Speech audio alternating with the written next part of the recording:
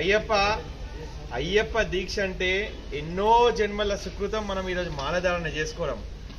మేము అంటే ఏకభుక్తం భూతల శయనం శీతల స్థానం. ఏకభుక్తం అంటే ఒక్కసారి మాత్రమే భోజనం చేయాలి స్వామి, ఒక పూట అల్పాహారం చేస్తాము స్వామి. ఈ దీక్షలో పరమార్థం చాలా ముఖ్యమైన విషయం. గురుస్వాములారా మీరు ఆలోచించండి, ఈరోజు ఉదయం పూట ఎక్కడికి వెళ్ళినా స్వాములు రోడ్లపైన టిఫిన్లు చేస్తున్నారు.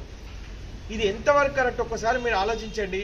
మనము అంతకుముందు దీక్ష చేసేటప్పుడు ఒక అయ్యప్ప స్వామి ఇలా వస్తుందంటే రోడ్డు పైన మహిళలు కానీ ఎవరు కానీ రోడ్డు పక్కకు జరిగి మనకు మర్యాద ఇచ్చేవారు.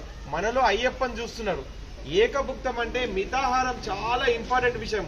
ఈరోజు ఎంతవరకు కరెక్ట్ రోడ్ల పైన టిఫిన్లు చేయడము ఎంతవరకు కరెక్ట్ అయ్యప్ప?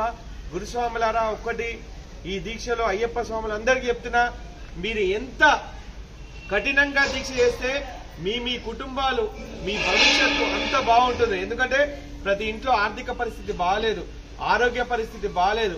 ఇలాంటివన్నీ వదిలేసి 41 రోజు కఠినంగా దీక్ష చేయాల్సిన స్వాములు ఈరోజు రోడ్ల మీద అల్పాహారాలు టిఫిన్లు చేస్తున్నారు ఉదయం లేగానే. మీకు బీపీలు షుగర్లు ఉన్నట్టయితే స్వామి ఒకటే విషయము, మేము 30 ఏళ్ళకు పైగా అయ్యప్ప దీక్ష చేస్తున్నాము. ఏ టాబ్లెట్ ఏ మందులు లేకుండా అయ్యప్ప దీక్ష అనేది అంత పరిపూర్ణంగా మందులు లేకుండా కూడా దీక్షలు చేసిన వాళ్ళు ఉన్నారు. నిజంగా మీకు అలాంటి ప్రాబ్లమ్స్ ఉన్నట్లయితే మీ ఇంట్లో అల్పాహారం చేసుకొని తినండి, ఒక గ్లాస్ పాలు తాగండి, 2 అరటి పళ్ళు తినండి. అంతేగాని రోడ్ల పైన టిఫిన్లు చేసి ఒక మాల మీద ఒక స్వామి తప్పు చేస్తే ఆయన పేరుతో ఎవరు అన్నారు.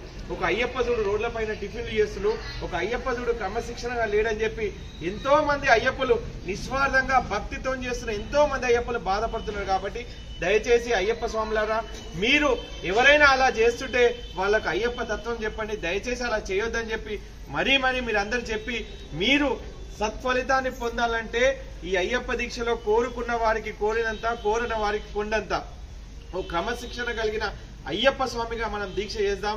ఈ వీడియో అందరికి కూడా షేర్ చేసి మనం ఎవరైనా టిఫిన్లు చేస్తున్నట్టయితే దయచేసి దాన్ని అవాయిడ్ చేయండి. లేదు మీకు ఇబ్బందులు ఉన్నట్టయితే మీ ఇంట్లో అల్పాహారం చేసుకుని కానీ రోడ్ల పైన టిఫిన్లు చేయకండి స్వామి. స్వామి స్వామి సర్వమంగళదాయకనే.